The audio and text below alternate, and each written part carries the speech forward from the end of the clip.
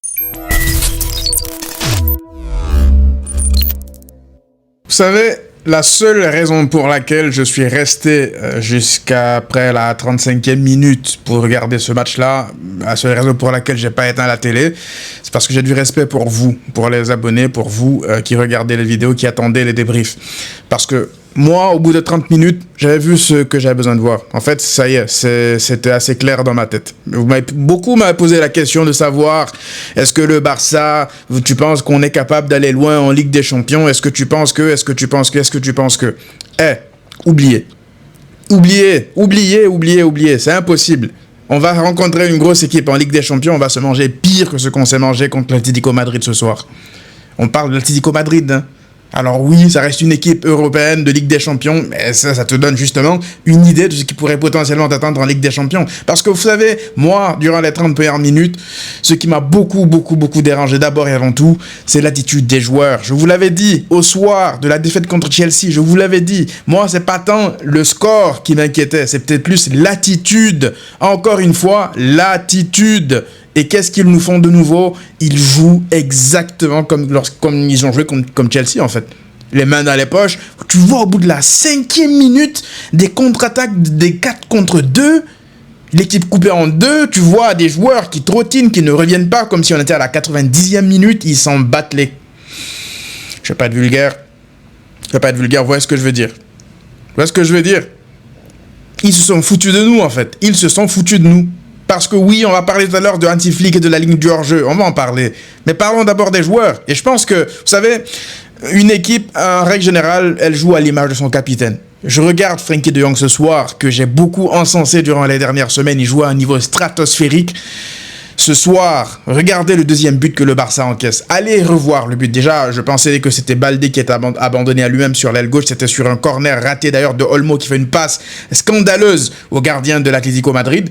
Mais regardez l'action de Frenkie de Jong sur le repli défensif. En fait, c'est une action que tu peux prévoir à des kilomètres. Tu vois très bien qu'il va faire la passe. De Jong le voit parce que De Jong, il est derrière. Il voit très bien, il ne fait pas ce petit effort-là de taper ce petit sprint pour revenir défendre. Déjà que l'équipe est découpée en deux. Qu'est-ce qui se passe? Passe en retrait, but de Griezmann. Ça, pour moi, c'est impardonnable. Il n'est pas le seul, hein, Frenkie de Jong. Plein de joueurs se sont foutus de nous ce soir. Plein de joueurs avec leur attitude de merde se sont foutus de nous ce soir. Comment tu peux arriver dans une demi-finale de Ligue des Champions? Je ne veux pas me cacher derrière les blessés ce soir. Je ne veux pas me cacher derrière ça. Je suis désolé, hein. Je ne veux pas me cacher derrière ça. C'est impardonnable. Tu peux perdre des matchs, tu peux ne pas non plus venir avec une attitude pareille. Pour moi, c'est pas possible. C'est pas possible. Tu ne peux pas te présenter en ayant des ambitions de gagner des titres importants, en rentrant dans des matchs comme ça au bout de la 10e minute, tu vois des mecs qui se replient même pas. Moi, je fais le parallèle avec un match, je pense que c'était sous Xavi. Oui, il me semble que c'était sous Xavi. C'était contre le Betis Séville, il me semble. Une contre-attaque du Betis Séville à la 90e minute. Je pense que le Barça gagnait 4-1 ou 4-2. Tu vois tous les joueurs du Barça taper un sprint à la 90e minute. Vous imaginez, alors que le Barça, il gagnait très bien. Ils auraient pu ne pas faire l'effort à ce moment-là. Tu regardes, tu fais le parallèle par rapport à ce soir.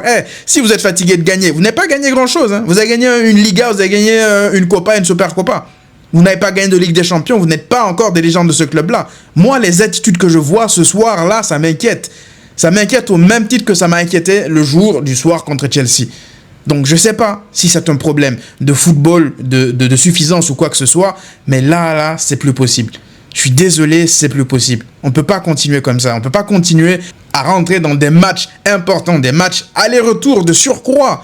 Tu n'étais pas obligé de jouer ton va-tout ce soir et de jouer comme si ça se jouait sur un seul match.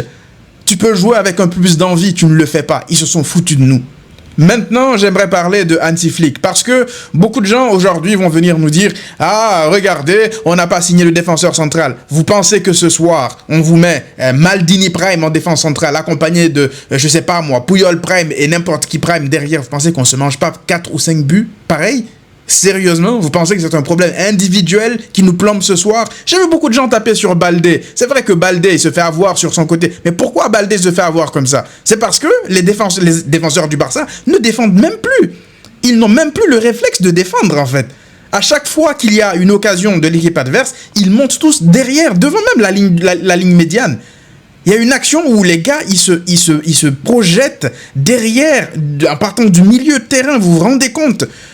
Les joueurs du Barça, les défenseurs du Barça n'ont plus le réflexe de défendre. Pourquoi? Parce qu'il y a un style de jeu qui a été instauré et eux, ils se disent que ça va marcher. Il faut qu'on presse, qu'on aille récupérer des ballons devant parce que derrière, peut-être qu'ils savent qu'ils n'ont pas les qualités intrinsèques pour défendre. Mais je suis désolé, hein, je suis désolé. Moi, je préfère encore me manger un 4-0 en ayant des failles individuelles. Il y a Koundé, je sais pas moi, qui se fait mélanger un contre un centre de la tête. Vous voyez, le Real Madrid, ils perdent là-bas, je pense, 5-2. Mais ils ne perdent pas 5-2 parce qu'ils jouent de manière suicidaire, ils perdent 5-2 parce qu'ils n'ont pas les capacités de faire plus. Là, c'est toi qui te tires une balle toi-même dans ton pied. Parce que tu décides de jouer comme ça, tu vois qu'il y a quelque chose qui ne marche pas et tu continues quand même à le faire. Je suis désolé. Là, c'est plus du pragmatisme. Là, c'est du suicide. Ce que Hansi Flick est en train de faire, il voit très bien qu'il a des absents importants. Le pressing, il n'est pas le même. On sait lorsque Rafinha n'est pas ici. On sait que Pedri aussi n'est pas là. Même Rashford n'est pas là. Tu continues, tu vois que ton équipe se fait transpercer, tu continues à le faire. 1, 2, 3, 4, et ça continue encore et encore à le faire. Pour moi, ça revient directement à Hansi Flick. On peut dire tout ce qu'on veut. Moi, je ne suis pas là en train de taper sur Flick en mode tout est de sa faute. Hein. Moi, je pense que là, ça va remettre tout en question. Oui, regardez l'effectif qu'il a. Ah, l'effectif qu'il a, c'était pas le même effectif lorsqu'on a broyé l'Atlético Madrid il y a à peine quelques semaines en arrière au Camp Nou. Donc, qu'est-ce qui s'est passé entre-temps ? Juste parce qu'il y a eu des blessés par-ci par-là, c'est à cause de l'effectif. Non. Moi, je pense qu'il y a un problème structurel au niveau de l'appréhension défensive aussi de cette équipe-là. Tu peux pas avoir qu'un seul système défensif, un plan A et uniquement un plan A. C'est pas possible. C'est pas possible. Le Barça de Flick ne peut pas défendre autrement que comme ça. On l'a dit plein de fois, il y a plein de petites équipes qui ont fait mal au Barça. Plein de petites équipes. On paye aussi autre chose. On paye le fait de ne jouer qu'une mi-temps sur 2. Ce soir, on est rentré en première période, exactement comme on est rentré en première période durant le dernier match. Hein. Et là, ça ne pardonne pas parce que c'est une grande équipe. Ils vont te punir. On l'a dit, on l'a prévenu. Tu rentres comme ça dans tes matchs, tu vas te faire punir. Et c'est le cas ce soir. Donc, qu'ils arrêtent de venir ici nous parler de discours de remontada au match retour. Fallait vous réveiller là, en première période. Même pas en deuxième, en première période.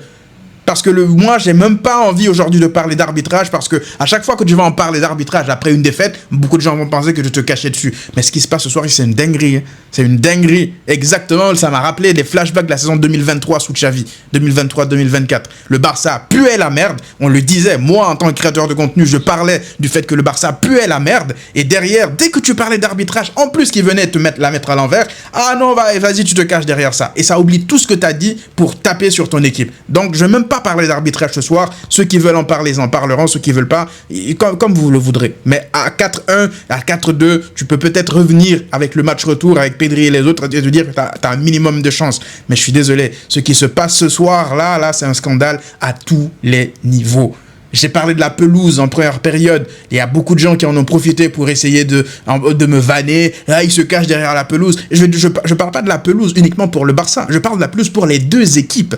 Les joueurs de l'Atlético Madrid se plaignaient de la pelouse, de l'état de la pelouse avant le match. Durant les derniers jours, là, ils se plaignaient de l'état de la pelouse. Et la question a même été posée à Enrique Cerezo, le président de l'Atlético Madrid. Il a dit que oui, les joueurs se sont plaints. Ils vont voir comment l'améliorer parce qu'il y a eu un match de NFL sur cette pelouse il y a à peine quelques jours. Parce que beaucoup de gens vont encore une fois taper sur Joan Garcia à raison. Allez revoir le ralenti. La passe de Rick Garcia vers Joan Garcia, le ballon est rebondi 1 milliard de fois de manière irrationnelle.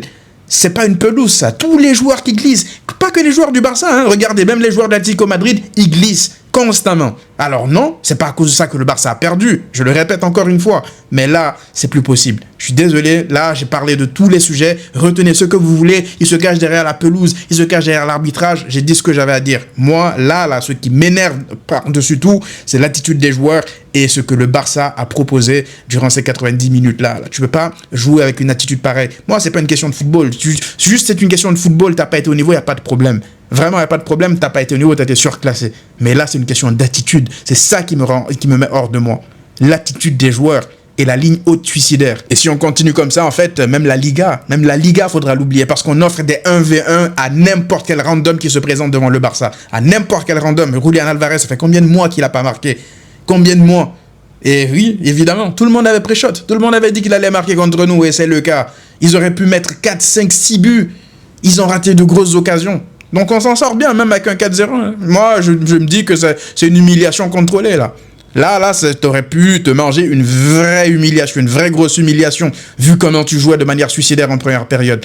Maintenant, voilà, on verra. Si vous estimez encore une fois que c'est juste un problème individuel de défenseur qui fait qu'on perd ce soir, je sais pas. Moi, j'estime que c'est un problème beaucoup plus structurel de défense. Et là-dessus, Hansi Flick aussi doit être mis devant ses responsabilités. Je suis désolé, hein. C'est pas parce qu'il a été énorme, il a changé le visage du Barça durant l'année dernière, et même cette année, il faut le dire, que tout, c'est un ange, lui, il ne se trompe pas, il y a rien de négatif par rapport à lui. Alors, ce qu'on peut, par contre, dire par rapport à Hansi Flick pour le baquet, c'est que oui, tu regardes l'état de la direction du Barça, tu regardes l'effectif, évidemment que l'effectif peut être amélioré.